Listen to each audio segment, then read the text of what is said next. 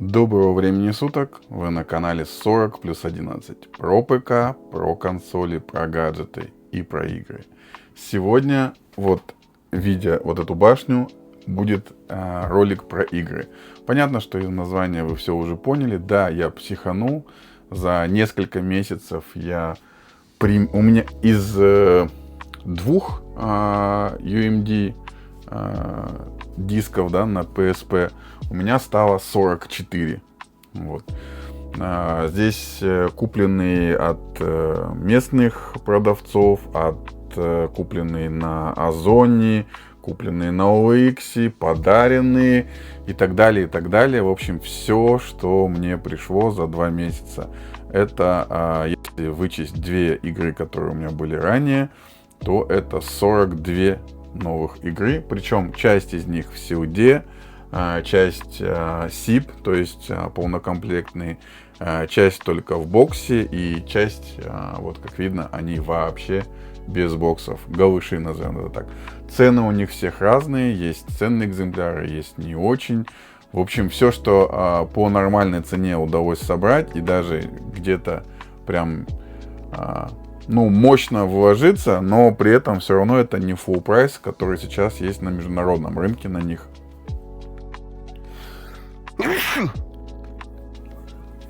Вот, видите, правильно, не соврал, извините. В общем, такая вот странный такой был порыв, зато у меня есть теперь собственная коллекция PSP игр на UMD. Сейчас будем открывать, смотреть, проверять. Но силды, скорее всего, большинство я открывать не буду. Потому что... а зачем, когда у меня большая часть, и даже я бы сказал, не большая часть, а все PSP, которые у меня есть, а это и 1000, и PSP 3000, и PSP Go, и PSP Street, они все прошитые. Я могу поставить туда любую игру. Вот. Ну, а UMD это такой прикольный опыт. Все, больше не буду задерживать. Погнали смотреть мои приобретения. Так, для начала вот еще раз покажу вам эту башню, которая выстроилась из этих UMD дисков.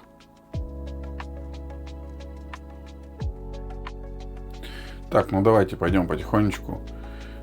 Первая игра это у нас Eragon от Sierra. Она у нас по фильму. Коробка в хорошем состоянии.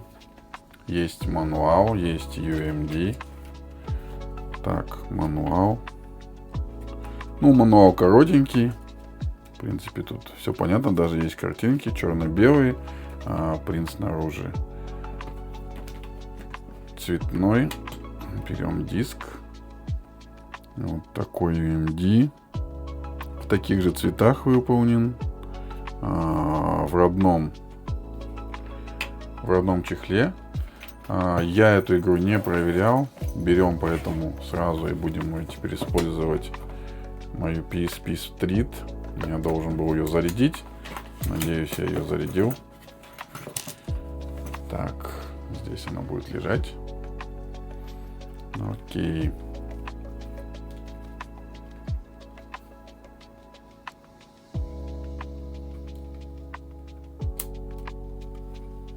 Запускаем. Да, вот она запустилась. Полная зарядка. И начинаем этот большой путь. Так, сюда.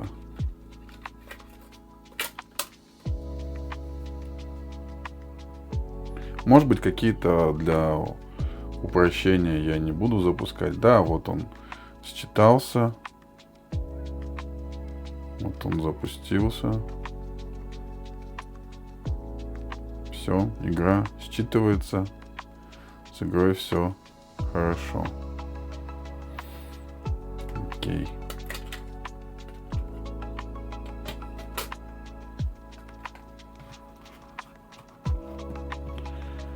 Так, и, наверное, надо будет немножко рассказать про эту игру. Eragon для PSP вышла в 2006 году, и это необычная версия игры по фильму. В отличие от больших консолей, здесь вы играете не за Эрагона, а за его дракониху Сапфиру. Это аркадный воздушный боевик. Летаете, дышите огнем, хватаете врагов когтями, сбрасываете валуны и используете магию. Кампания из 9 коротких миссий повторяет сюжет фильма с точки зрения дракона и занимает всего пару часов. Акцент дальше на мультиплеер. Управление поначалу непривычное и скользкое. Уровни часто тесные. Главный плюс — мультиплеер до 4 игроков с 12 режимами. Игра средняя. Идея интересная, но кампания короткая и однообразная, а управление подводит. Лучше всего заходит любителям воздушных боев, а не фанатам книги. Вот такая вот эта игра. Как бы их складывать теперь, чтобы они, не мешали, я не знаю. Ну, давайте пока вот так пойдем. Мне кажется, они будут так мешать. Сюда, вот прям на край, наверное, тогда. Так, следующая игра. Это Pets. Если вы видите, Pets My Baby Hamster. Игра в COD.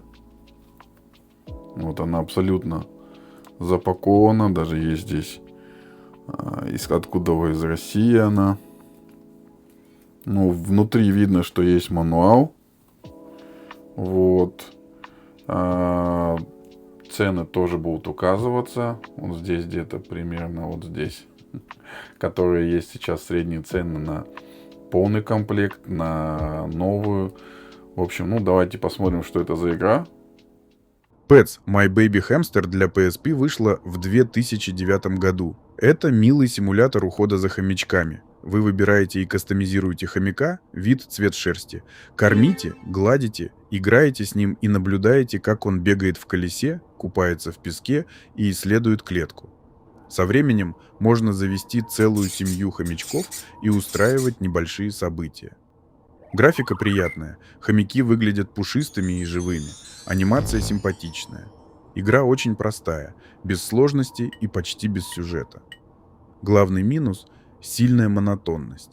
Действий мало и быстро становится скучно. Подходит для детей или тех, кто хочет спокойно посмотреть на милых зверюшек. Взрослым геймерам контента будет мало. Открывать ее мы не будем. Причем это локализовано еще и полностью, если вы видите, на русском. Здесь нужно ухаживать, понятно, за хомячком. В общем, такая забавная для девочек игрушка, мне кажется. Хотя повзаимодействовать с хомяком, наверное, прикольно. Так, Сьют. Первый Сьют. Следующая игра. Тут, короче, я сразу с козырей зашел. Manhunt. Это самая дорогая игра на сегодняшний день в моей коллекции. Это Сьют. Он здесь, вот видно, полосочка PSP. В общем, Сьют в хорошем состоянии. Сама пленка немножко такая подуставшая, конечно. Но игра это культовая. Что вы понимали, сейчас средняя стоимость вот этого Сьюда $130 примерно. Вот. Обошелся он дешевле из-за своего состояния, скорее всего. Именно что он прям не в идеальном состоянии вся пленка. То есть она вся запакована, нигде ничего не порвано, но вот она такая немножко пошарпанная. Давайте про эту игру. Manhunt 2 для PSP вышла в 2007 году. Это стелс-экшен с крайне жестоким уклоном от Rockstar. Вы играете за Дэниела Лэмбо, который сбегает из психиатрической больницы и пытается разобраться в прошлом, убивая преследователей. Основной геймплей — прятаться в тенях, подкрадываться сзади и выполнять казни разной степени жестокости. Есть и перестрелки, но стелс остается главным. PSP-версия — почти прямой порт с PS2. Графика для портативки выглядит хорошо, атмосфера мрачная и тревожная. Игра короткая, от 10 до 15 часов. Довольно линейная и местами повторяющаяся. Из-за цензуры самые жесткие сцены казней размыты. подходит только тем, кто спокойно относится к сильному насилию и любит стелс в стиле первой части. Как вы понимаете, Manhunt, кстати, это действительно та игра, которая во многих странах была запрещена. Здесь рейтинг 18+. Вообще она такая неоднозначная, Manhunt 2. Вот. Но это прям бриллиант в моей коллекции. Это топ-1 по стоимости сейчас, на сегодняшний день в моей коллекции. Пусть здесь стоит. Следующая игра это FIFA 10. Это тоже Sealed, если вы видите. Вот PSP. Полностью локализованная на русском. Издание еще вдобавок Platinum. Вся обложка также на русском. Открывать я ее не буду. И какая была практика, я так помню, насколько у FIFA. То есть на локальные рынки всегда на обложках были локальные игроки той страны, где эта игра локализована и продается. В общем, вот такой вот интересный экземпляр FIFA 10 в Sealed. Давайте посмотрим про нее. FIFA 10 для PSP вышла в 2009 году. Это один из лучших футбольных симуляторов на портативке своего времени. Игра предлагает большой выбор лицензированных лиг, клубов и сборных, плюс привычные режимы – карьера, биопро, сезон и быстрые матчи. Геймплей стал чуть отзывчивее по сравнению с FIFA 09. Улучшили дриблинг, передачи, игру головой и поведение вратарей. Графика для PSP хорошая, хотя и заметно уступает консольным версиям. Управление адаптировано под одну аналоговую палку, но в целом удобное. Главный минус – это все еще очередная FIFA. Изменений не так много, и если у вас уже была 9-я, разница может показаться небольшой. В остальном, отличный вариант для любителей футбола на PSP. Так, погнали дальше. FIFA положили. Следующее у нас идет NBA Live 08 или 2008. Данная игра также в Sealed. Вот здесь видно пленочка PSP. Запакована, и у нее тоже локализованная обложка, то есть здесь вот на русском языке. Вот, достаточно хороший экземпляр, но есть имба и ценнее, чем эта имба. Вот, цены, в принципе, вы видите. Небольшой рассказ про игру. NBA Live 08 для PSP вышел в 2007 году. Это солидный баскетбольный симулятор для портативки. Игра предлагает обновленные составы сезона 2007/08, режимы Dynasty, Season, Playoffs, Exhibition и мини-игры. Геймплей динамичный и довольно аркадный. Много данков, относительно простое управление под одну аналоговую палку. Есть система достижений. Графика для PSP выглядит прилично, плавные анимации и узнаваемые игроки. Однако это в основном улучшенная версия предыдущей части с обновленными растерами, а не серьезный шаг вперед. Защита слабее атаки, а новинок мало. Если любите баскетбол на PSP, вполне достойный вариант. Тем, кто ждал симуляции уровня 2К, может показаться слишком аркадным и однообразным. Ну, вот с такими особенностями это НБА. В коллекции очередной Sealed. Так, Aragon Quest. Еще один Sealed, The Lord of the Rings. Также видно здесь пленка, PSP. Все запаковано. Даже здесь какие-то локальные цены были указаны. Вот. Голограмма. Все как мы любим. Открывать не будем. Там видно, что есть мануал. Естественно, там есть и диск. Вот. Немного про эту игру. The Lord of the Rings. Aragorn's Quest для PSP вышла в 2010 году. Это упрощенный экшен-адвенчер по мотивам трилогии. Вы играете за Арагорна и проходите ключевые события Войны Кольца. Версия для PSP, как и PS2 и DS, отличается от Wii и PS3. Здесь изометрический вид сверху. Больше упор на хардкорный hack-and-slash с элементами RPG. Опыт, прокачка способностей и экипировки. Бои в основном сводятся к нажатию кнопок, быстрому и сильному удару мечом, плюс стрельба из лука. Игра довольно легкая и повторяющаяся, уровни линейные. Графика средняя даже по меркам PSP, атмосфера Средиземья передана слабовато. Подходит фанатам вселенной, которые хотят просто порубить орков на портативке. Более взрослым игрокам или тем, кто ждал глубокого приключения, скорее всего покажется слишком примитивной. Вот. Такой вот Lord of the Ring. Сюда положим. Еще один силд, что-то по силдам прям пошел. Madden NFL 08. И если я не ошибаюсь, эта игра стоит порядка 30-40 долларов сейчас. И это, по-моему, это номер 3 в моем рейтинге самых дорогих игр в коллекции. Ну, не буду врать. Я знаю точно первое и второе место NFL. Ну, возможно.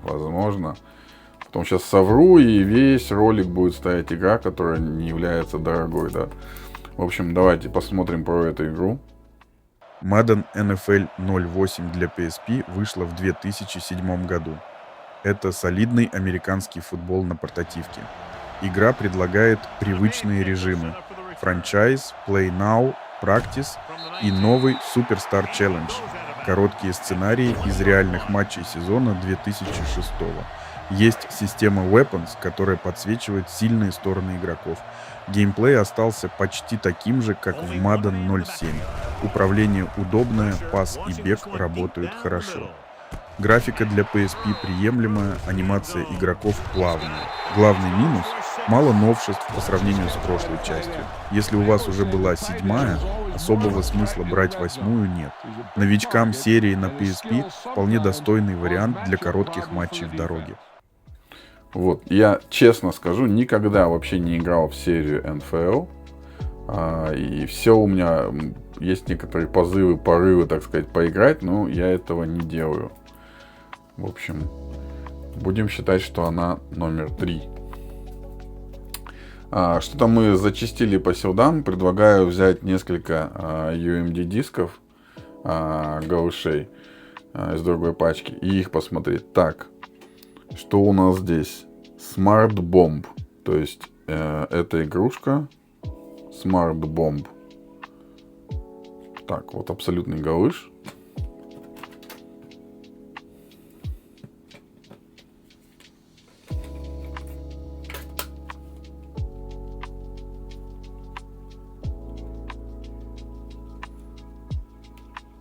Он еще и отключается от простоя.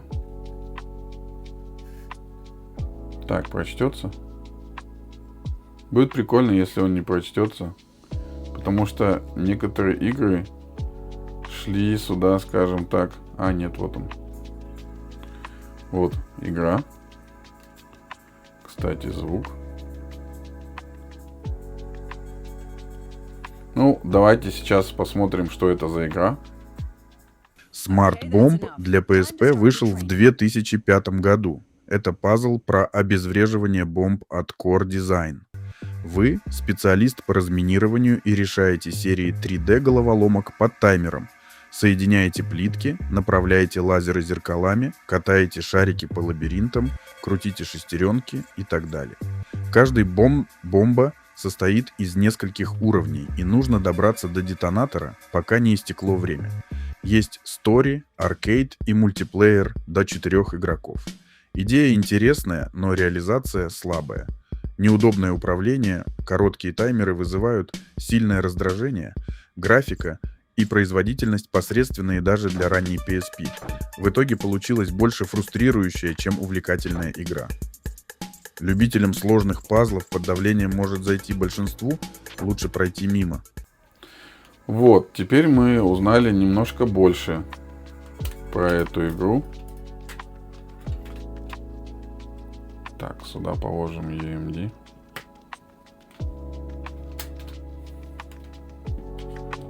Берем следующую. Ну это, конечно, Need for Speed Shift. Кто не знает Need for Speed, тем более Shift, и такой UMD даже галыш просто иметь в своей коллекции, я думаю, стоит.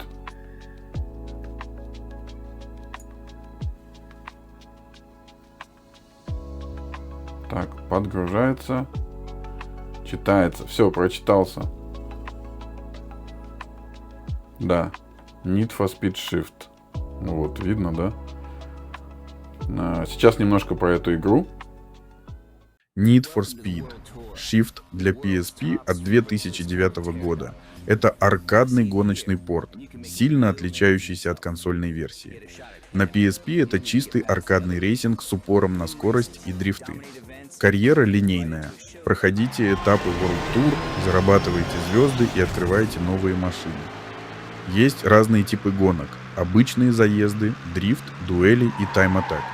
Машин около 25, трасс немного, городские варианты Лондона, Токио, Сан-Франциско и других, они быстро надоедают. Управление отзывчивое, графика для PSP вполне приличная, ощущение скорости хорошее, кастомизация ограничена. В итоге веселая, но не глубокая гонка. Лучше предыдущих NFS на PSP, но до уровня Midnight Club, LA Remix или Gran Turismo не дотягивает. Хороший вариант для коротких сессий. Ну, что можно было сказать про Need for Speed Shift? Это и есть Need for Speed Shift. Так, и третий галыш. О, тоже Need for Speed. Need for Speed Carbon Own the City. Я так понимаю, есть отличия у данной игры. Это за окном, там, конечно, крики страшные. Сейчас, наверное, закрою. Надеюсь, это не сильно вам сейчас было слышно. Детскую площадку обновили и все, капец.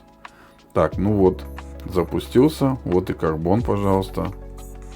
Own the City. Так, немного про эту игру. Need for Speed Carbon Own the City для PSP вышла в 2006 году, и это отдельная портативная версия, а не прямой порт. Вы захватываете районы Coast City, переработанная карта из Most Wanted, побеждая вражеские экипажи. Есть открытый мир с полицией, сюжет про месть за брата и система напарников, которые помогают в гонках, таранят, дают слипстрим или кидают шипы. Гонки разнообразные. Спринты, круги, побеги, доставки. Машин около 30, тюнинг базовый. Графика и управление для PSP хорошие, ощущение скорости приличное. Минусы – повторяющиеся трассы и довольно линейная структура. В целом, один из лучших NFS на PSP. Динамичный, с открытым городом и интересной механикой команды. Вот, послушали, посмотрели про особенности этой игры. Очень радует, что диски рабочие. Вот. Продолжаем, идем брать со стопки. Так, Madden NFL 09 или 09, третий по счету, по стоимости, не знаю. Тоже в COD, тоже PSP, тоже никогда в такие, еще раз повторяюсь, не играл. Но давайте посмотрим, с чем же он отличается, какие у него особенности. Madden NFL 09 для PSP вышел в 2008 году. Это очередное ежегодное обновление с уклоном в доступность. Главное новшество – Rookie Mode с упрощенным управлением и подсказками, чтобы новички быстрее втянулись. Остальное знакомо. Франчайз, Superstar Challenge, исторические моменты, практис и мини-игры. Был онлайн и ad-hoc, но мультиплеер страдает от лага. Геймплей почти не изменился по сравнению с 8-й частью. Солидный, но без серьезных улучшений. Графика и анимации для PSP выглядят достойно. Камера на защите стала удобнее. Если у вас уже была 8-я версия, смысла брать 9-ю мало. Новичкам серии на PSP нормальный и довольно дружелюбный вариант для коротких матчей. Вот. Ну и пусть он вместе с 8-м здесь вот и так и стоит. Ладно. Странно, что NFL будут на почетном месте. Культовый культовые персонажи в игре на PSP Teenage Mutant Ninja Turtle. В общем, вот такое удалось купить UMD. Он... Что там получается? Так, он полнокомплектный, но не новый, не Sealed. В принципе, это тоже очень хорошо. Мануал черно-белый, рассказанный про героев. То есть не просто там раскладка кнопок, да, а прям более-менее полноценный мануал. Вот, сам UMD достаточно интересно сделан. Здесь вот черепахи. Так, берем. Сейчас запустим. Но черепах-то, как вы помните, этими черепахами, если вы смотрели предыдущее видео, я проверял все привода на этих черепахах. Вот. И те, которые я проверял, и на 1000, и на 3000, они не работали. А вот на стрит, видите, лишнее доказательство тому, что с игрой все хорошо. Все, она запустилась.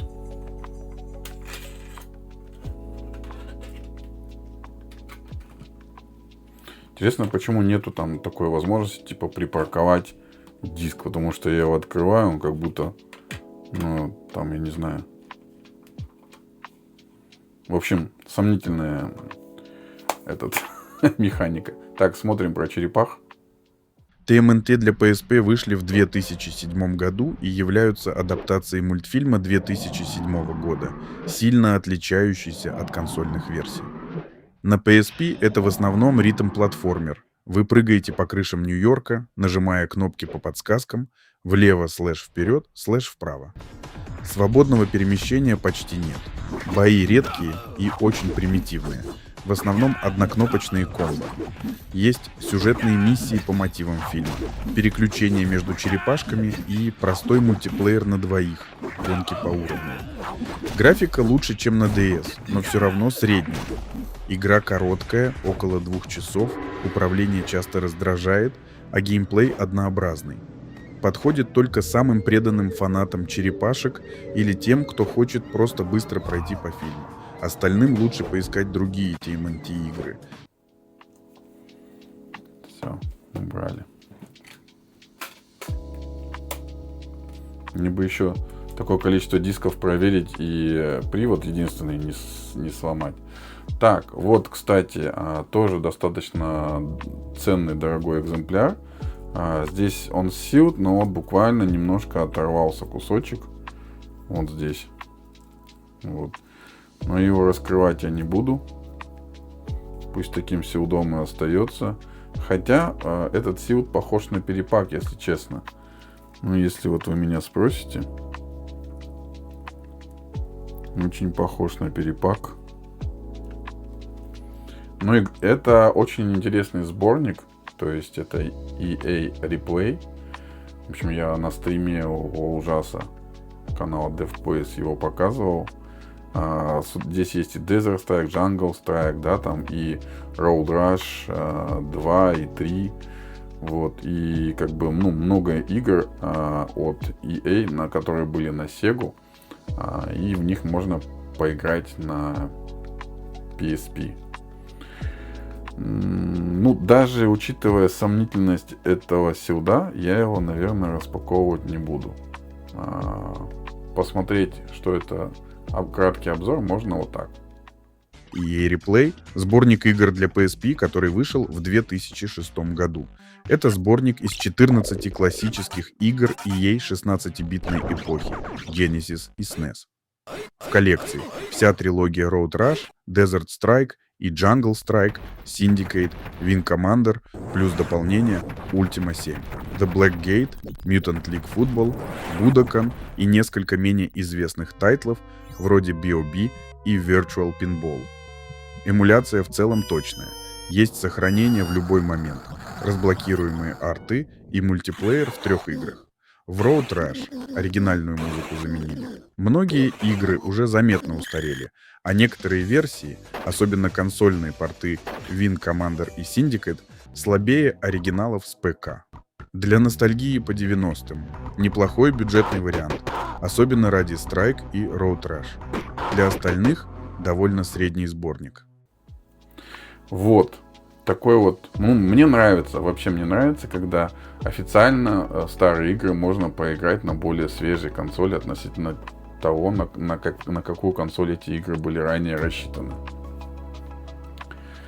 Так, вот еще интересный PSP. X-Men Origins Wolverine от Activision. Это СИП, но немножко не очень состояние задней части именно бокса. Голограммка. Полный комплектный, есть мануал. Черно-белый. Ничего не меняется. Здесь была, кстати, наклейка от магазина, которая там фиксирует, чтобы его не вынесли товар, да? Ой. Так, X-Men Origins Wolverine.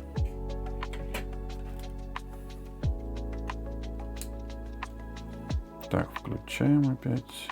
Че не включился?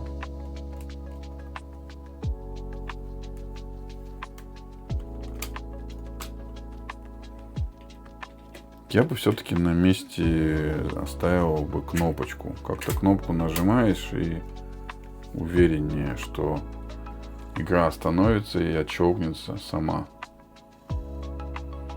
Ну, диск считывается. Да, вот.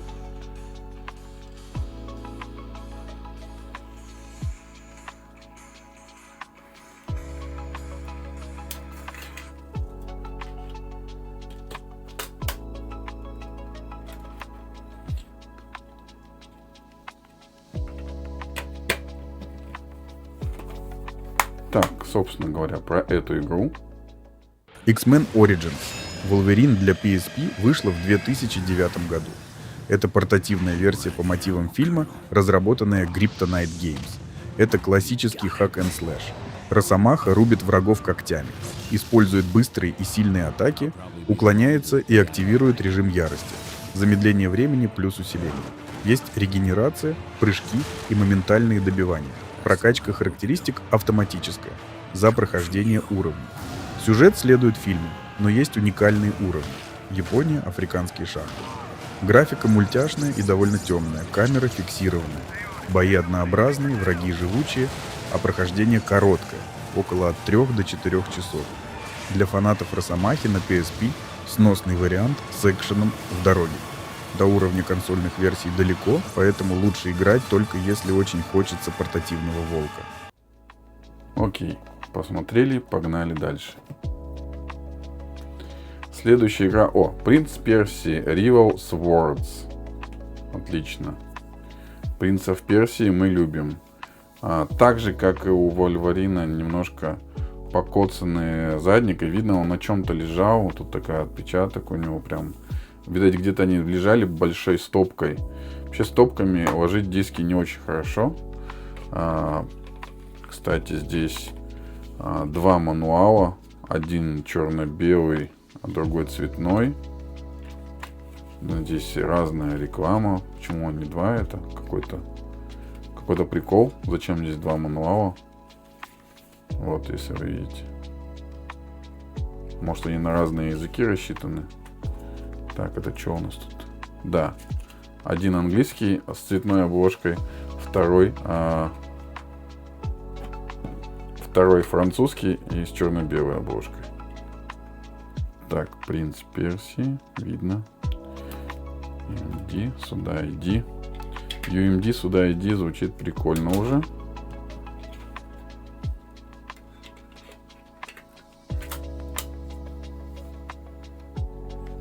Читаем. Да, считался. Вот он, принц Персии, Rival Swords.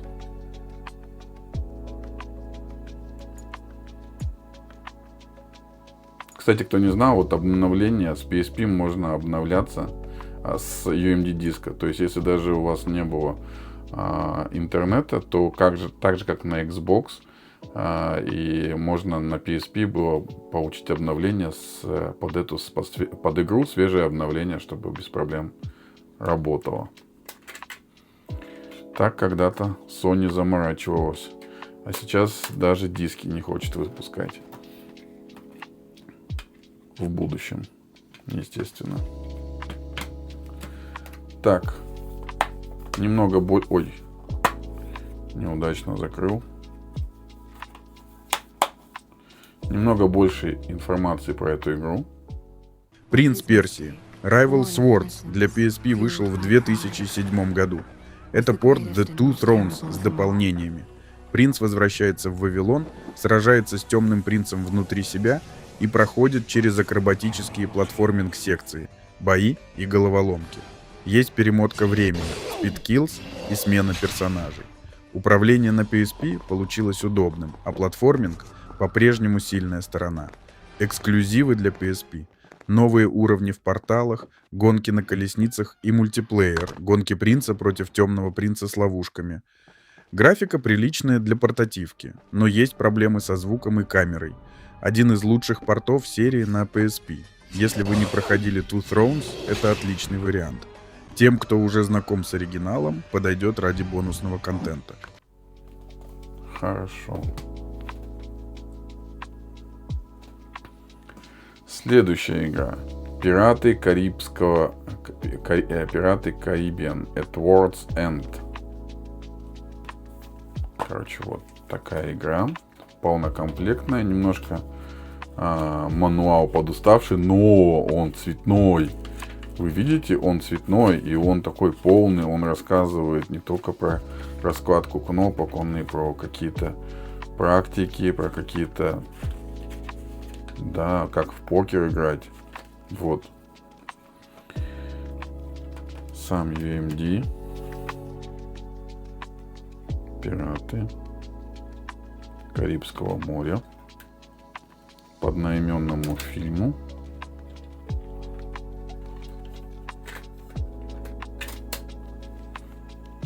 Смотрим, считается.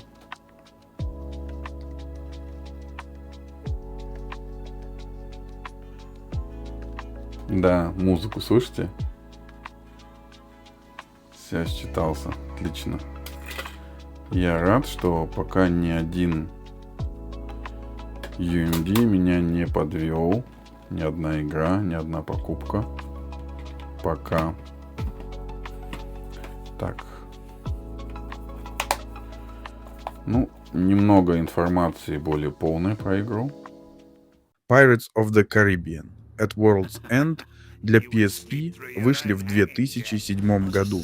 Это типичная игра по мотивам фильма, а точнее мотивам второй и третьей частей фильма «Пираты Карибского моря». Вы играете за Джека Воробья, Уилла, Элизабет и Барбоссу, проходя линейные уровни с фехтованием, платформингом и простыми заданиями. Бои строятся на легких и тяжелых ударах, комбо, блоках и использовании пистолета, ножей и гранат. Есть мини-игры, покер-кости и мультиплеер. Графика приличная для PSP, персонажи узнаваемые, но анимации лиц слабые. Геймплей быстро становится однообразным из-за повторяющихся боев и незамысловатых миссий. Для фанатов пиратов сносный способ вспомнить фильмы на портативке. Окей. Так, может быть... Нет, давайте следом. Пираты Карибского. Здесь другая часть. El Cor del Hombre Muerto. Ну, тут локализация, конечно, другая. Более новый, получается, мануал. Но он черно-белый. Также есть и описание героев, врагов. В общем, достаточно полно все. Берем UMD. Да, Dead Man Chest. Okay.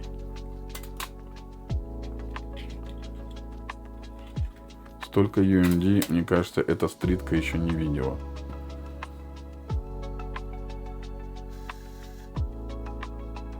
Да, запустился. Вот. Все нормально, видим картинку. Значит, будет работать. Так, сюда.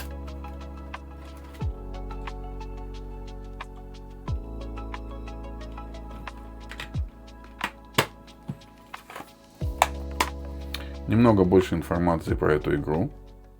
Pirates of the Caribbean Dead Man's Chest для PSP вышла в 2006 году. Это тоже типичная игра по фильму, если точнее, то по мотивам только второй части фильма «Пираты Карибского моря». Вы играете в основном за Джека Воробья, рубитесь на мечах, решаете простые платформерные головоломки, прыгаете по канатам и собираете сокровища. Бои строятся на быстрых и сильных ударах и грязных приемах. Пинок, удар головой. Есть короткие морские сражения на кораблях. Главный плюс – мультиплеер до 4 игроков. С морскими боями. Это самая веселая часть. Одиночная кампания короткая. Бои быстро надоедают. Управление и камера часто подводят. Для фанатов пиратов сносный способ вспомнить фильм на портативке, ну и поиграть на нескольких PSP. Окей. Еще раз показываю задник. Вот так выглядит. Так, тут можно сказать уже сет дуо из пиратов Карибского моря. Давайте возьмем несколько галышей. И один из них это Spider-Man 2. Вот. Spider-Man 2. Смотрим. Будет ли он работать как положено.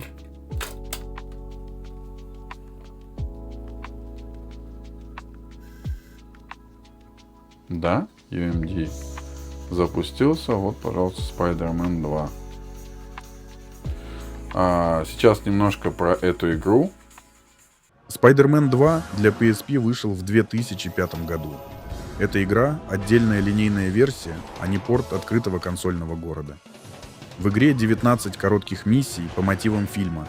Качаетесь на паутине, ползаете по стенам, бьете врагов комбо и сражаетесь с боссами. Док Ок, Мистерио, Рино, Шокер, Стервятник.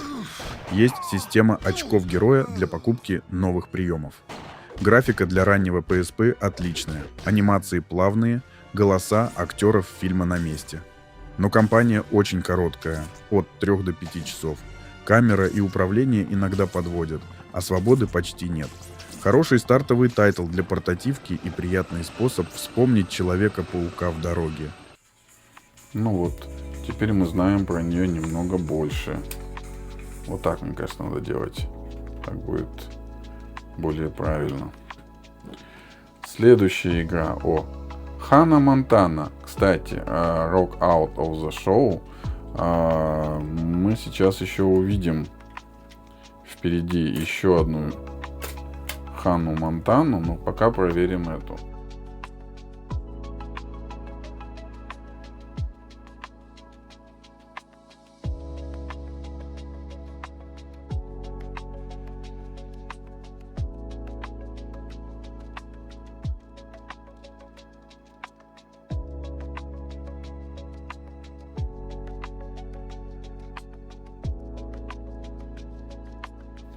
Но про эту игру мы сейчас смотреть более полно не будем. Главное, просто проверим. Да, все, она работает. Ханна Монтана. Rock Out the Show для PSP вышла в 2009 году. Это ритм-игра по мотивам сериала. Кто-то смотрел? Напишите в комментариях. Вы организуете мировое турне Ханны, выбираете города, Нашвилл, Венеция, Токио и другие, наряжаете ее и танцоров, оформляете сцену и затем играете на концертах. В ритм-секциях нужно вовремя нажимать кнопки под гитару, барабаны, клавиши или танцевальные движения. В игре около 11 песен, включая хиты из сериала. Игра очень простая, короткая, от 1 до 2 часов и рассчитана на детей и фанатов. Есть кастомизация и легкий мультиплеер, но геймплей однообразный. Для юных поклонниц Ханны Монтаны милая и яркая игрушка. Сколько, интересно, лет уже этим юным поклонницам? Сразу еще и музыка запустилась. Так, и еще одна. О, Декстер. Декстер. Кто играл в Декстер, ставьте лайк или пишите в комментарии, что вы в него играли. Смотрим Декстера.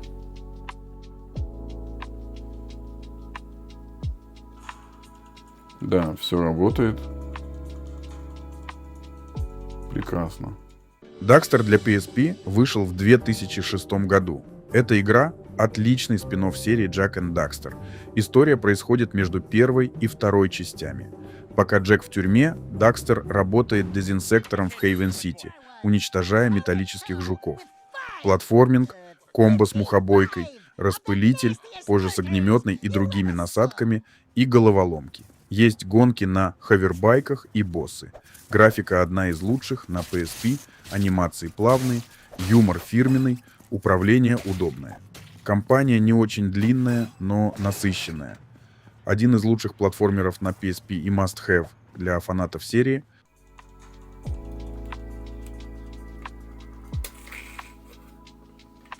Так, будем открывать. Так, Декстер здесь. Хорошо, идем дальше. И игра у нас Full Auto Battle Lines. Игра не Sealed.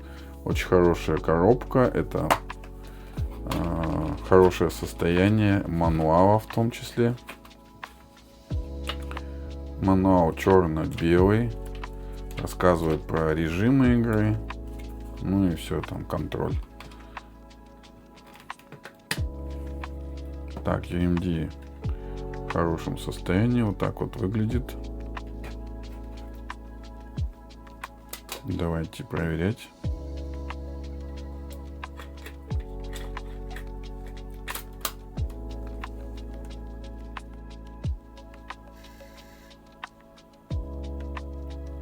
Ну все, игра запустилась. Это такие гонки с возможностью пострелять, поуничтожать врага.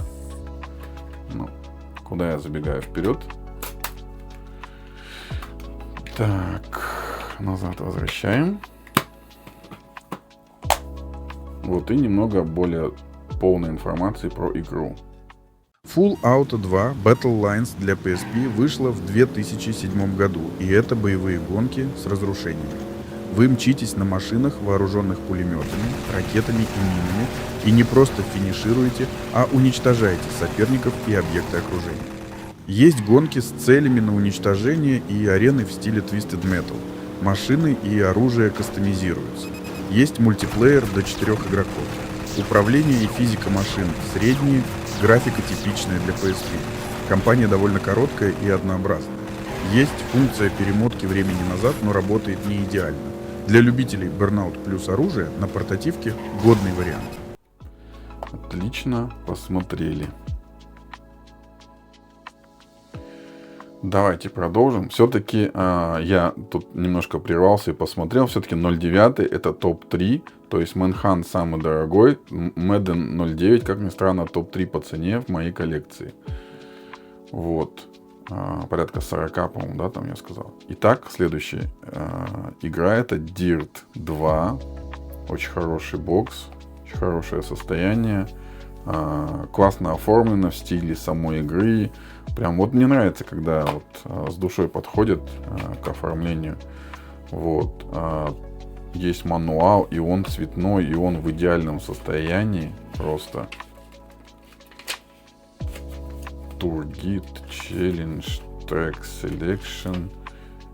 Как выбрать машину. Options. Ну, рассказывает немного, но он прям и на ощупь приятный. Он в состоянии нового. В принципе, как и сам диск. То есть, если посмотреть, то он даже не покоцан нигде вообще.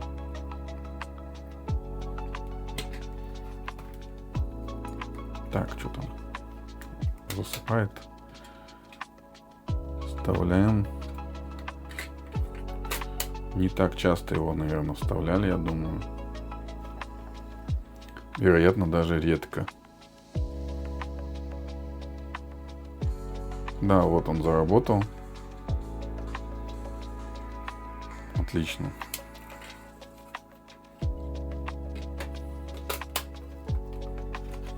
UMD рабочий. Диск в прекрасном состоянии, коробка идеальная, и немножко про эту игру.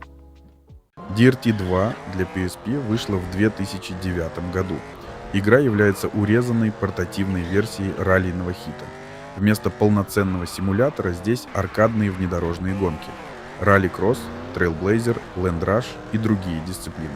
Есть короткий карьерный режим, World Tour, челленджи на время, дрифт, ворота и мультиплеер.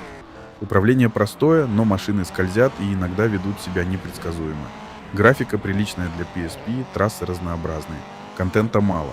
ИИ слабый, а ощущения сильно уступают консольным версиям. Для коротких сессий на портативке вариант хороший.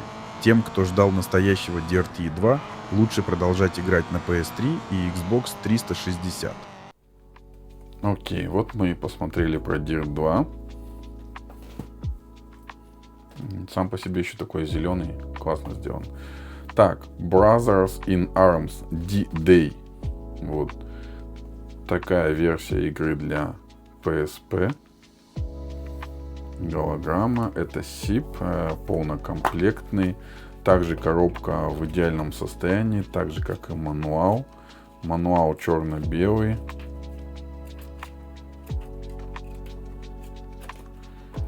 Вот все хотят мануалы, но, чтобы были с играми, но кто их потом читает? Никто. Просто это влияет на цену, и поэтому коллекционеры зачем-то хотят эти мануалы. Ну, как зачем-то, мы понимаем. Но мне кажется, это именно так. Они прям не сидят их часами, там не разглядывают и не пересматривают, я думаю.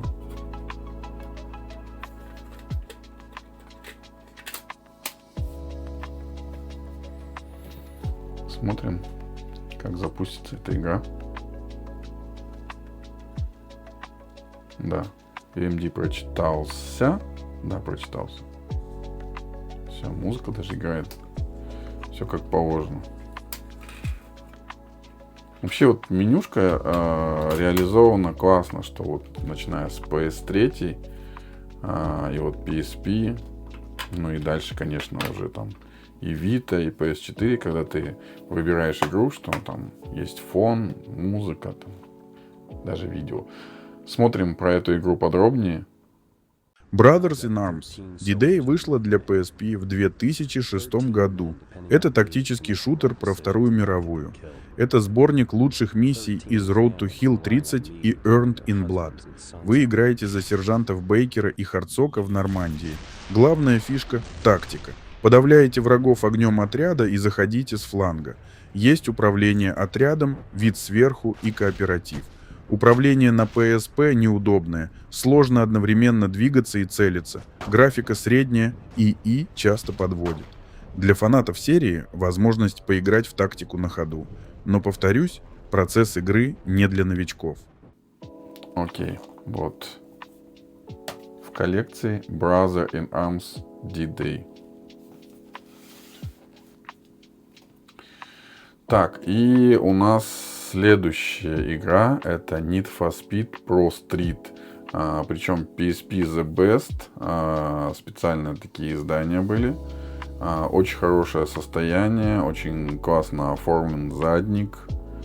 В общем, очень такая яркая. Ну, то есть, если вы возьмете не Best, то вот смотрите, она здесь черная, желтая, и как бы вот, очень смотрится интересно. Ну, как бы я понимаю, что любят именно первопринт, чтобы это на всю было. Но мне такой экземпляр тоже нравится. Так, что у нас здесь? У нас здесь мануал, который немножко рассказывает про игру, про кнопки, основное меню. Он черно-белый. Ну, надо проверить работоспособность этой игры. Так, ну оригинально, кстати, сделано, очень классно оформлен диск.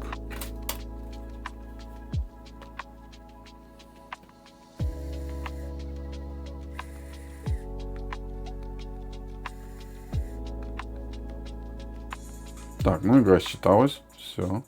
Need for Speed Pro Street для PSP вышла в 2008 году. Это упрощенная версия легальных уличных гонок. Вместо открытого мира набор трасс и режимов. Круги, спринты, нокаут и тайм-аттек. Карьера линейная. Побеждаете, открываете машины и апгрейды. Есть система Driver Intuition, подсказки идеальной траектории. Также есть и повреждения, влияющие на управление. Управление среднее, чувство скорости слабое, контента меньше, чем на старших консолях. Графика приличная для PSP, но однообразие быстро надоедает. Для фанатов серии на портативке сносный вариант, хотя есть мнение, что это одна из самых слабых частей NFS на PSP. Вот мы видим. Отлично.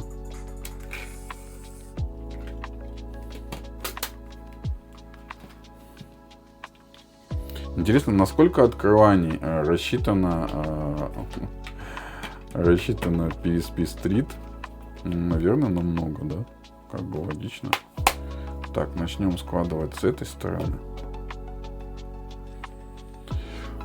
Еще одна гонка, и это Ridge Racer. Это тоже достаточно дорогой экземпляр, конечно, в топ-3 не входит, но это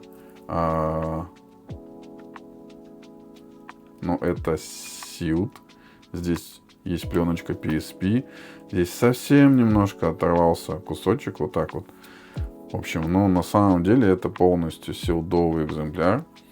Вот. У меня есть Ridge Race, но он японец. Но вот что плохо, он где-то лежал, и я чувствую, что вот весь диск пошел волнами где-то во влажном помещении. Хоть и он и sealed, но он такой. Состояние у него, конечно, на троечку. Какими-то волнами пошел картон, вернее обложка. Была влага. Вот, ну и про эту игру. Ridge Racer для PSP вышла в 2005 году. Это одна из лучших аркадных гонок на портативке. Классика серии в чистом виде. Дрифты на огромной скорости, минимум тормозов и максимум зрелищности. Трассы собраны из предыдущих частей: Ridge Racer, Revolution, Type 4, Rave Racer и других. Есть система Nitro, которая заряжается дрифтами, и отличный саундтрек. Графика и плавность, стабильные 60 кадров в секунду для стартового тайтла PSP просто восхитительные. Управление удобное, мультиплеер до 8 игроков. Минус, если не любите дрифтовый стиль езды. Ridge Racer, как игра, практикующая дрифт, вас не переубедит. Одна из главных must-have игр на PSP. Эту серию я, кстати, собираю на разных платформах. Не знаю зачем, но мне было интересно. Следующая игра, и это тоже Sealed, FIFA 11. Она тоже локализована на русском. Видите, здесь все на русском. И задник, и все. И, соответственно, это говорит о том, что здесь наши локальные, российские, я бы так сказал, наши российские это игроки, не наши, но российские, но близкие нам. Так, и, кстати, вот здесь, смотрите, написано комментатор Уткин и Соловьев. И FIFA Official. Скрывать, конечно, не буду. Немножко про эту игру. FIFA 11 для PSP вышла в 2010 году. Это солидный футбольный симулятор для портативки. Добавили 360-градусный дриблинг, как на консолях, и режим биоголи, где можно играть вратарем. Есть обновленный Career Mode, игрок, тренер или игрок-менеджер, множество лицензированных лиг и команд. Геймплей в целом такой же, как в предыдущих PSP-версиях, простой и понятный. Графика средняя, загрузки иногда раздражают, онлайн убрали, остался только ад-хок. Для фанатов футбола на PSP вполне достойный вариант, не революционный, но все же хороший. Ну вот, теперь ее особенности и вы знаете немножко больше. Так, Tiger Woods PGA Tour. Там 0 сколько-то закрыто, не видно. Это тоже... вот он. Тур 0.9. Тоже Sealed. В хорошем состоянии. Вот есть пленка, есть голограмма. Гольф, так же как NFL, практически не играю. Но NFL играю еще меньше, чем гольф. Вот. Но и диск в коллекцию очень интересен, тем более, что его стоимость достаточно высокая. Ну, не в топ-3, но приличная. И немного про игру. Tiger Woods PGA Tour 09 для PSP вышел в 2008 году. Это упрощенный, но вполне играбельный гольф для портативки. Главный режим PGA Tour с календарем турниров, где ты прокачиваешь своего гольфиста. Есть EA Sports Cup, короткие турниры и обычные матчи. Создаешь персонажа и улучшаешь навыки по ходу сезона. На выбор 2 варианта управления. Аналоговый стик, как замах, или более простая 2/3 клик-система. По сравнению с Tiger Woods 08 заметно урезали контент, убрали мини-игры и онлайн-мультиплеер, остался только ad-hoc. Графика средняя, иногда заметны артефакты и упрощенные текстуры. В итоге игра подходит для коротких сессий в дороге. Все, про игру посмотрели, отлично. Кладем ее сюда. Так, вот такая забавная игра. Праздник в джунглях, полностью на русском языке. Кстати, Sealed, видно вот, что это пленочка PSP. В общем, на удивление, не самая дешевая игра. Именно в состоянии Sealed, в состоянии новой, да. Ну и плюс она локализованная. То есть есть английская версия, она там по-английски написана. А это локализованная, и мне кажется, она этим еще и интереснее. Немного про игру. Праздник в джунглях Jungle Party для PSP вышла в 2010 году. И это детская вечеринка с мини-играми про обезьянок. Ты выбираешь одну из 4 мартышек и участвуешь в 15 простых соревнованиях. Полеты на катапульте, футбол, бомбардировка кокосами, катание на слонах и другие. Можно играть в одиночку против ИИ или в компании до 4 человек, передавая ПСП по кругу. Побеждает тот, кто наберет больше бананов. Управление максимально простое, графика милая и яркая. Минусы, коль мини-игры однообразные и не особо увлекательные, долгие загрузки, а комментатор быстро начинает раздражать. Для совсем маленьких детей на пару вечеров сойдет, взрослым и подросткам будет, такое. Все, идем дальше.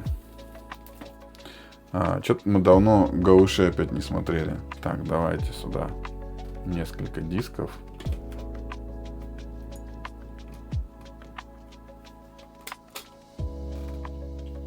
Так, берем UMD, и это здесь The Sims 2. Короче, второй Sims Pets, который. Посмотрим.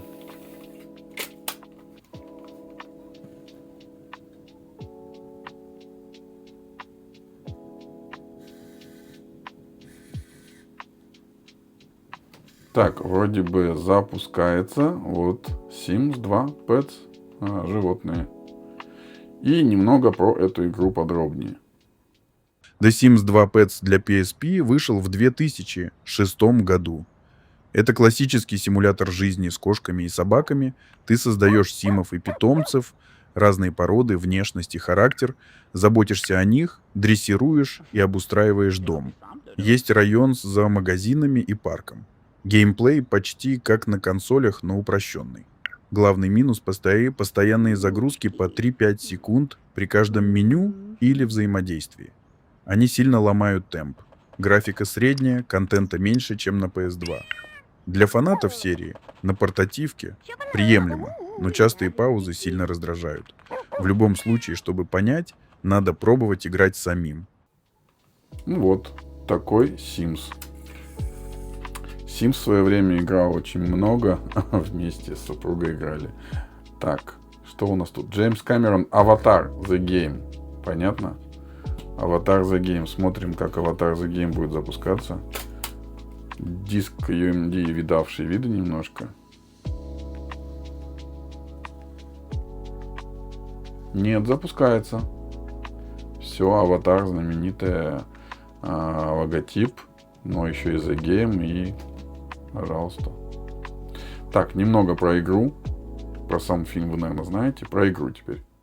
Avatar The Game для PSP вышла в 2009 году. Это стелс-экшен по вселенной фильма Джеймса Кэмерона. Ты играешь за Нави по имени Рай Ук, единственного выжившего после нападения людей.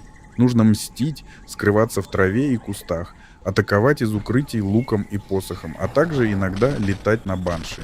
Есть прокачка оружия и способностей за собранные духи Эйвы. Графика для PSP довольно красивая и атмосферная. Пандора выглядит живо, но геймплей сильно страдает. Управление неудобное, камера капризная, стелс часто работает криво, а полеты однообразные. Сюжет слабый и короткий. В итоге типичная киноигра среднего уровня.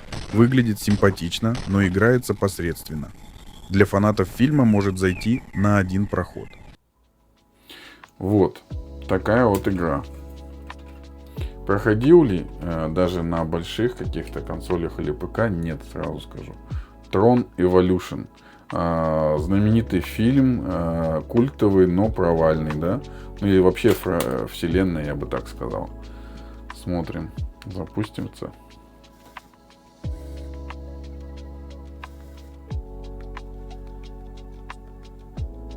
Да, запустился. Прекрасно. Tron Evolution для PSP вышла в 2010 году. Это аркадная игра по вселенной Трона, сильно отличающаяся от консольной версии.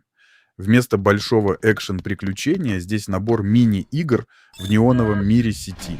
Гонки и бои на светоциклах, сражения на танках, бои с дисками и короткие паркур-секции. Лучше всего получаются именно светоциклы, динамично и в духе классики. Остальные режимы попроще и местами неудобны из-за управления. Графика яркая, с фирменным неонным стилем, но иногда грязноватая. Сюжета почти нет, кампания короткая. Есть мультиплеер. Для фанатов Трона неплохое портативное развлечение с хорошими гонками. Остальным может показаться однообразным и коротким прохождением. Прекрасно. Пока идем без потерь. Спасибо всем продавцам, даже те, которые никогда не увидят это видео. Так, ну вот. Есть небольшие коцанки. Вот здесь вот уже начало. Это вот здесь отрывается вот эта пленочка. Это в силде NBA 2K11. Здесь чуть-чуть. Но это второй по стоимости. Представляете? Именно NBA, именно спорт. Второй по стоимости в моей коллекции. Он стоит больше $50 в новом состоянии. То есть его средняя цена иногда может и доходить и выше. Я предполагаю, что, конечно, это все из-за Майкла Джордана на обложке. Ну и давайте немножко про эту игру подробнее. NBA 2K11 для PSP вышла в 2010 году. Это один из лучших баскетбольных симуляторов на портативке. Игра предлагает обновленные составы, режимы Association, карьера менеджера, My Player и классические матчи. Геймплей стал заметно лучше предыдущих PSP-версий. Движение плавнее, броски и дриблинг удобнее. Анимация игроков выглядит достойно для PSP. Есть даже элементы с Майклом Джорданом. Графика средняя, лица игроков местами странные. Комментарии быстро повторяются. Управление через стик в целом комфортное, но после долгих матчей рука устает. Контент упрощен по сравнению с консолями, но для портативки его хватает. Для фанатов баскетбола на PSP очень достойный выбор. Не дотягивает до версий на PS3 и Xbox 360, но на фоне других спортивных игр для PSP выглядит сильно. Отлично. И вот у нас теперь Full House. Это 3 топ игры по стоимости в моей коллекции. 1, 2 и 3. Следующая игра также Sealed. Это Bassmaster Quiz. Это соревновательный квиз. Можно играть нескольким людям. Очень популярный. На PlayStation 2 есть даже специальные контроллеры. Я одно время хотел приобрести, но пока что-то меня останавливает. Sealed немножко вот надорван, но в целом по остальному все целое. Давайте про эту игру более подробно уже расскажет вам ИИ. Buzz Master Quiz для PSP вышла в 2008 году. Это портативная версия популярной викторины. Игра предлагает 1000 вопросов на разные темы: кино, музыка, спорт, наука и так далее. И несколько интересных форматов раундов: быстрые ответы, угадывание по частям картинки, сортировка и другие. В одиночной кампании проходишь серию испытаний и зарабатываешь медали. Есть мультиплеер. Можно играть, передавая одну PSP или через GameShare. Презентация яркая и в духе серии, управлять удобно. Главный минус — без настоящих баззеров атмосфера телешоу теряется, а одиночный режим довольно короткий. Вопросы иногда повторяются. Для любителей викторин на ходу приятное и легкое развлечение. Не заменит полноценные консольные части, но на PSP заходит неплохо. Хорошо. Ну, по поводу PS2 я все-таки думаю, может быть, взять себе этот набор. Там 3 игры, по-моему, и 4 специальных контроллера. Apes Academy, на удивление... нет, это вроде недорогая игра, да. Относительно. Можно было бы ее даже распаковать, но не будем. Здесь голограммка PSP, то есть это специальная полосочка. Все запаковано. Обезьяний балаган, то есть есть перевод на русский язык, что очень интересно. То есть даже на самой заднике на обложке очень толстая книжка, мануал видно там.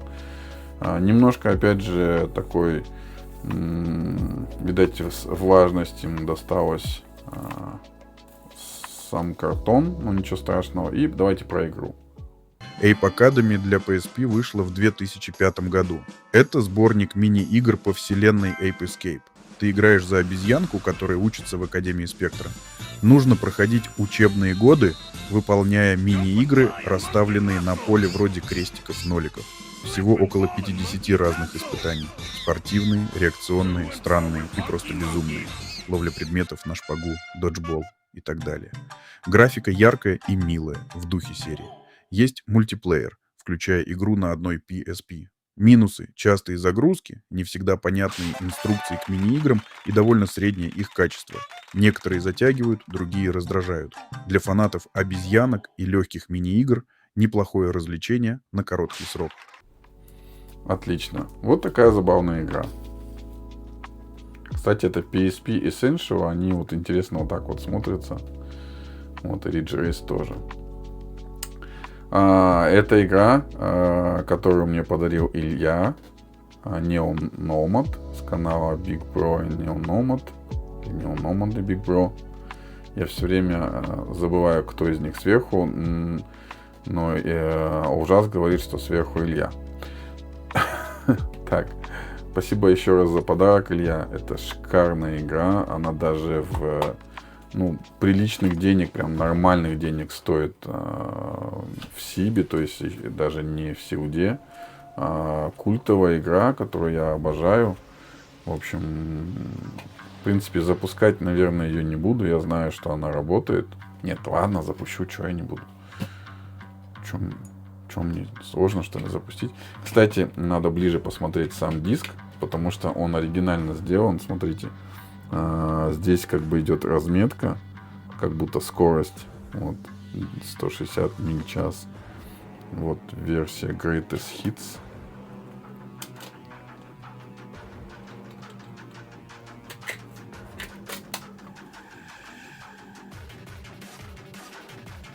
Да, диск запускается. Вот, обожаю эту заставку. В черном силуэт машины. Классно вообще.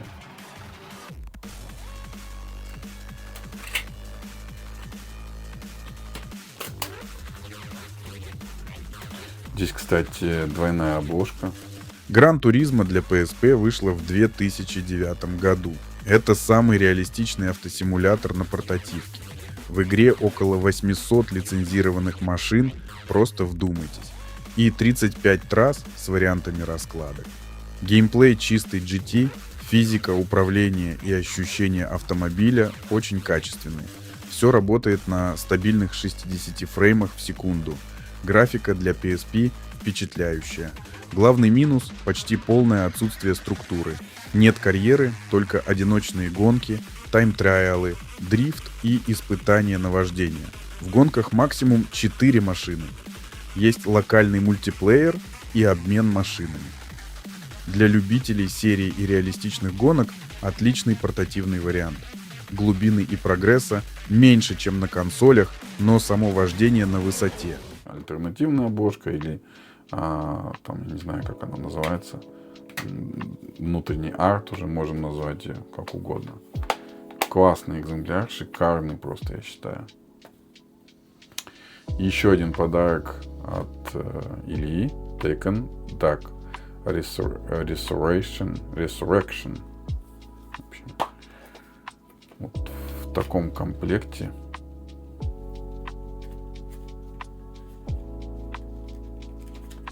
И цветные картинки у него еще. Ну, вообще, Tekken это, конечно, шикарно играется, вне времени вообще. Вот такой AMD.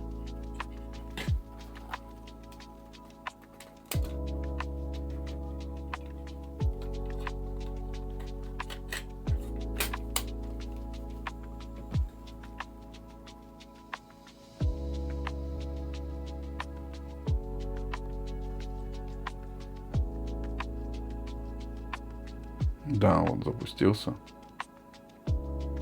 Видно, да? Tekken хорош.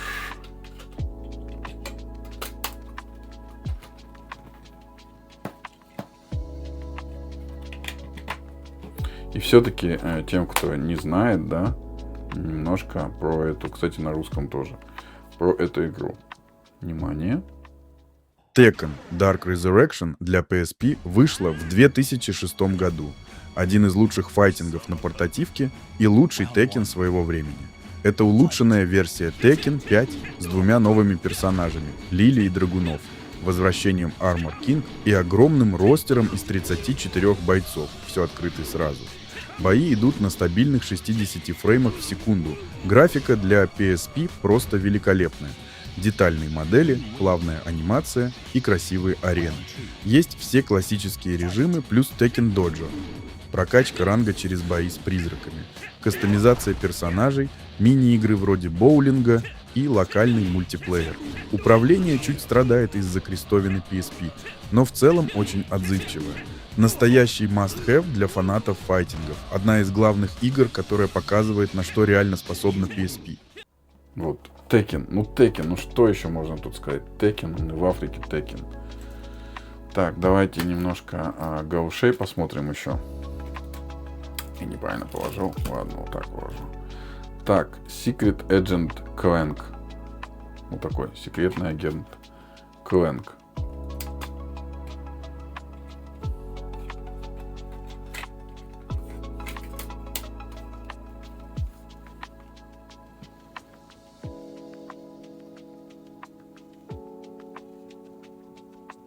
Да, игра запускается. Вот.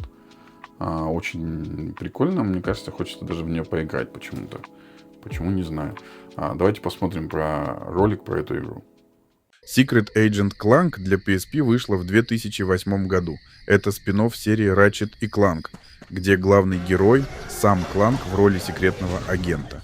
Ratchet сидит в тюрьме по ложному обвинению, и Кланку нужно его спасти. Геймплей смешанный. Уровни за Кланка с элементами стелса, гаджетами, галстук-бумеранг, бомбы-запонки и так далее. И платформингом арены за Рэтчета и комичной миссии Капитана Кварка. Есть головоломки с гаджет-ботами и мини-игры. Графика яркая и приятная. Юмор фирменный, озвучка отличная. Минусы. Камера иногда мешает. Стелс-секции не всегда удобные, а некоторые мини-игры, особенно ритм, быстро надоедают. Уровни Рэтчета довольно однообразные. Для фанатов серии милое и разнообразное приключение. Не лучшая часть франшизы, но на PSP заходит хорошо и оставляет приятное впечатление. Ну вот такое вот. Наверное, точно поиграю. Так, здесь у нас... Вот, кстати, здесь игра Star Wars, Lethal Alliance, да? Но, видите, вот это вот... Короче, это не родной чехол для UMD. Такие, я насколько я видел, продаются на площадках торговых отдельно. Скорее всего, родной был утерян. Это мы сейчас посмотрим. Да, работает. Ну, Star Wars. Надо играть. Star Wars Lethal Alliance для PSP вышла в 2006 году. Это экшен-приключение во вселенной Звездных войн. Ты играешь за Твилеку Рианну Сарен и ее дроида Зио. События происходят между третьим и четвертым эпизодами. Геймплей — смесь шутера от третьего лица, акробатики в духе Prince of Persia и стелса. Зио помогает атаковать, хакать системы, создавать щит и служить платформой для прыжков. Графика и атмосфера приятные, локации узнаваемые. Татуин, Карусант, Звезда Смерти. Есть камео известных персонажей. Минусы — неудобный прицел, иногда неуклюжее управление и довольно однообразные миссии. Для фанатов «Звездных войн» неплохое портативное развлечение. Не шедевр, но играется бодро и передает дух вселенной.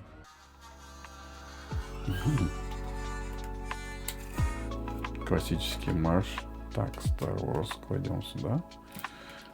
Что, здесь у нас еще один Star Wars. Он запакован. Я почему-то его даже не стал распаковывать. Он тоже в переобутом корпусе. Видите, в прозрачном. Потому что они в прозрачном в таком не выходили. Это Battlefront 2. Очень известная версия игры.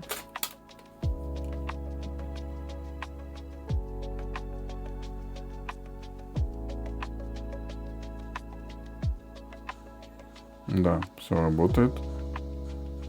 Прекрасно. Немножко про эту игру. Star Wars Battlefront 2 для PSP вышла в 2005 году. Это портативная версия культового шутера. Классика серии. Масштабные наземные бои за контроль точек, техника, герои, джедаи, Вейдер и другие. И космические сражения. Есть режим завоевания галактики и режим Challenges вместо сюжетной кампании. Можно играть за разные фракции в эпохах войн клонов и галактической гражданской войны. Графика и звук для PSP очень достойные, атмосфера «Звездных войн» передана отлично. Управление неудобное из-за отсутствия второго стика, нет онлайн-мультиплеера, только адхок, а карта и режимы урезаны по сравнению с консолями. Для фанатов серии хороший способ поиграть в Battlefront на ходу. Неполноценная замена большой версии, но дух больших битв сохраняет. Ну и про эту игру теперь вы знаете немножко больше версий для PSP. И крайний галыш трансформеры. Давайте смотреть трансформеров.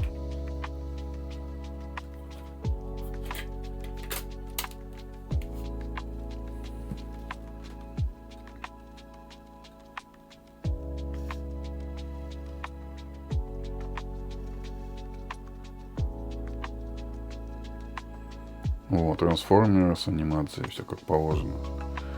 Давайте немножко про эту игру больше узнаем. Transformers Revenge of the Fallen для PSP вышли в 2009 году. Это представитель типичного киношного тайтла по фильму. Это вид сверху, почти изометрия. Шутер, где ты бегаешь роботом и просто стреляешь во всех врагов.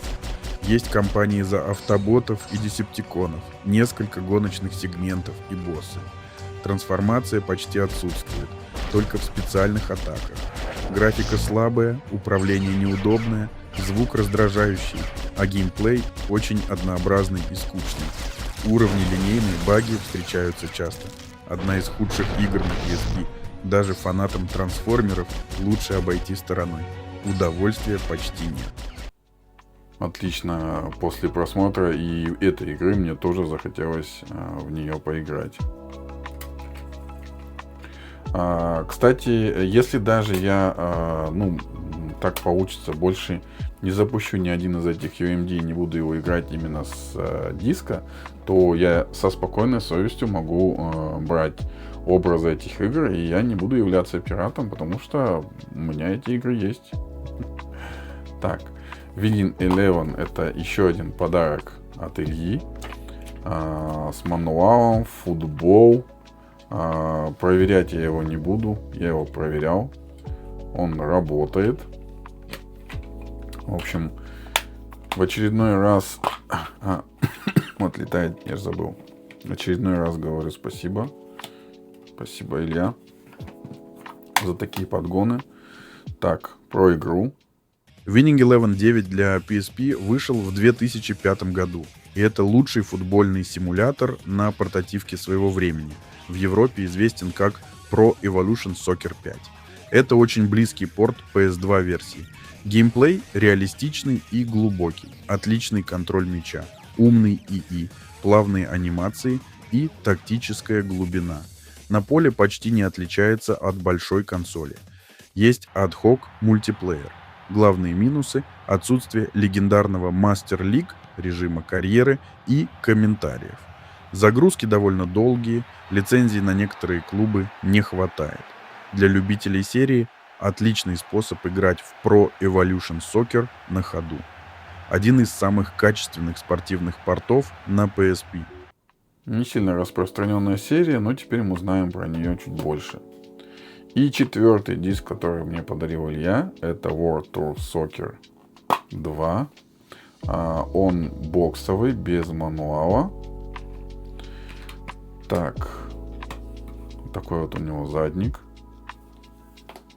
Есть внутренний арт, такой назовем это, внутренним артом.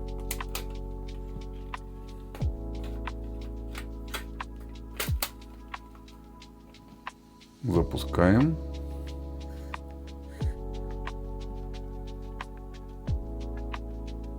Так, ну игра запустилась, и очень такое яркое меню у нее. Интересно. Некоторые игры более крутые, по мнению игроков, делают менее крутые меню. Так, и немножко обзор про игру. World Tour Soccer 2 для PSP вышел в 2006 году. Это аркадный футбол от Sony London Studio. В США известен как World Tour Soccer 06. Это нереалистичный симулятор вроде PES или FIFA, а быстрая и веселая аркада. Главная фишка – система очков и челленджей. За красивые пасы, финты и голы дают баллы. За ошибки – штрафуют. Есть режимы вроде Shot Clock, All Rounder, Zone и другие необычные правила. Только сборные, без клубных команд. Управление простое, матчи динамичные, есть онлайн и ad-hoc мультиплеер. Графика средняя, загрузки длинные. Отличный вариант для коротких сессий и тех, кто хочет просто повеселиться с мячом, а не углубляться в тактику. Хорошее дополнение к более серьезным футбольным играм на PSP. Посмотрели, положили. Так, эта игра в силде, она уже была у меня на одной распаковке японской, God Eaten. Мало того, что здесь пакетик, а внутри он полностью sealed. Это японская версия. В общем, в коллекции лежит у меня в таком виде, в идеальном. Немножко про игру. God Eater для PSP вышла в 2010 году. Это японский экшен в стиле Monster Hunter, но быстрее и более аркадный. Ты God Eater, охотник на огромных монстров оригами в постапокалиптическом мире. Главное оружие — God Arc, которое мгновенно переключается между мечом, ближний бой, и пушкой, дальний. Уникальная фишка — пожирание врага. Оружие превращается в пасть, кусает монстра и дает Burst Mode, усиление скорости и силы. Миссии короткие и динамичные. Есть кооп до 4 человек. Отход. Хорошая кастомизация оружия и пуль. Приятная аниме-атмосфера. Минусы — повторяемость заданий и камера иногда мешает. Отличный вариант для любителей охоты на монстров на PSP. Более доступный и быстрый, чем Monster Hunter. Вот, ну и так и продолжит лежать, я думаю. Что характерно же для PSP, что у них нету региона, читаются все диски, они все мульти. Так, вот Ridge Race.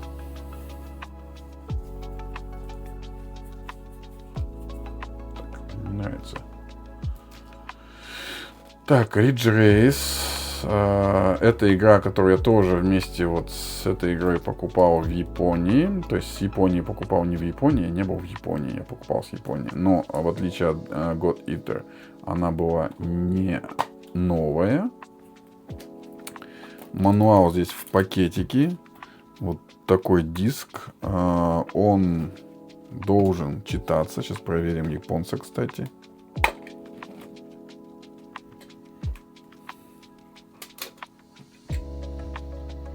Состояние отличное. Ставили японца.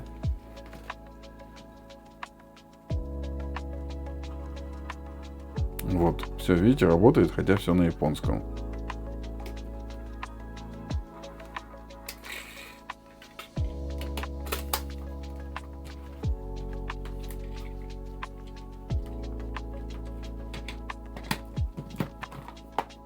Вот, я очень рад, что такой вариант с Японией у меня есть в коллекции. Я же забыл, почему я говорю, что у меня две. То есть у меня с Японией 3 игры. Еще был вот этот Jack and Dexter, да, как он там называется. Вот он точно тоже sealed. Здесь вот UMD написано, все как положено. Давайте немного узнаем про эту игру. Jak and Daxter The Lost Frontier для PSP вышла в 2009 году. Это платформер от High Impact Games, те же, кто делал Ratchet и Clank Size Matters. Продолжение серии — классический 3D-платформинг с прыжками, боями и юмором, плюс большая порция воздушных боев. Джак управляет самолетами, сражается с небесными пиратами, кастомизирует корабль. Есть способности, замедление времени, создание платформ и короткие сегменты за темного Дакстера. Графика яркая и красочная для PSP, управление в полетах приятное. Минусы — иногда неудобная камера, повторяющиеся воздушные миссии и довольно короткая основная кампания. Добротный и веселый платформер для фанатов серии. На PSP смотрится очень достойно. Вот. Ну, его я тоже открывать не буду, тем более, что в него можно поиграть не так. Еще «Принц Персии Rival Sword». Так, у меня был «Принц Персии Edward End», и Rival Sword тоже был, но вот такой дубль получился. Так что таких «Принцев Персии» у меня 2, просто покупал лот один, и там он был, думаю, ладно, возьму. Но, кстати, сейчас... Так, возьму-ка я вот эту версию. Они немножко отличаются. А чем? Они отличаются тем, что здесь это для разных регионов. Это рейтинг М, это рейтинг Т. Здесь они тоже отличаются изготовлением вот этого задника. И номер у них разный. Ну, а сзади тоже сделано абсолютно по-другому. Это на этот рынок французский, по-моему, а это еще куда-то. Ну, в общем, здесь есть голограмма, там нет. Это состояние лучше. Здесь, смотрите, видите, задник тоже абсолютно отличается. Хотя игра, по идее, одна и та же. Вот такой сет. Ну и одна из предпоследних игр — это NBA 2K10. С мануалом черно-белым. Так, вот такой дисочек.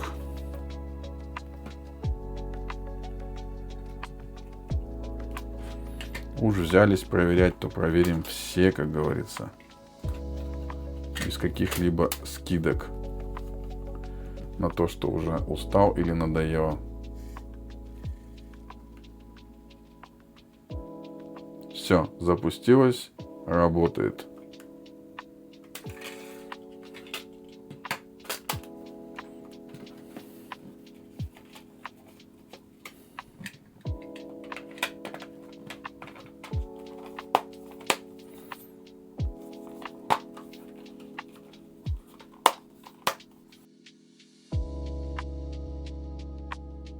И завершает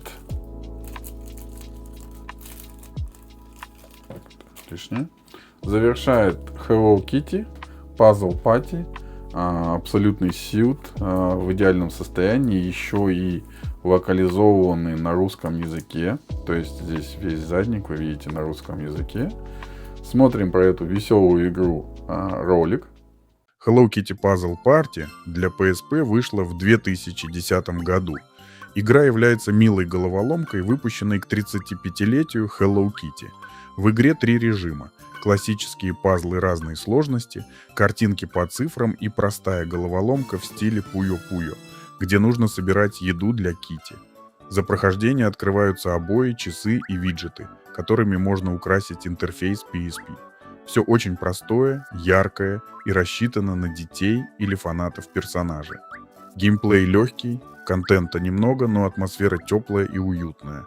Приятный легкий тайтл на расслабиться. Если любите Hello Kitty, можно попробовать.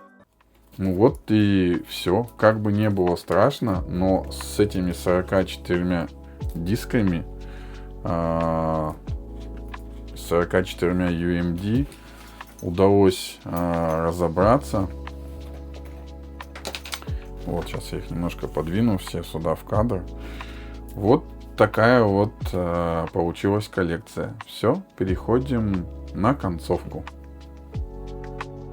Ну, вот таким это было сегодня, таким это было видео про купленную мною, собранную, так сказать, пока коллекцию PSP в виде UMD дисков. Я, скорее всего, больше покупать их не буду.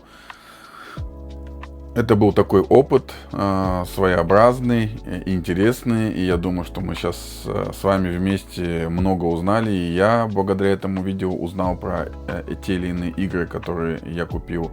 В общем, ну, если вдруг вам понравилось видео, ставьте лайк, подписывайтесь на канал. Еще про PSP будут видосы, это я могу точно обещать. Вот, а этот я даже не знаю, вот, скорее всего, если я его целиком смонтирую, это будет прям эпик для меня по продолжительности. Ну, смотреть или не смотреть, это был ваш выбор. Если вы его сделали, то спасибо, в пользу смотреть. До новых встреч. Увидимся на канале 40+11. Ну и играйте в хорошие игры, в том числе на PSP. Game over.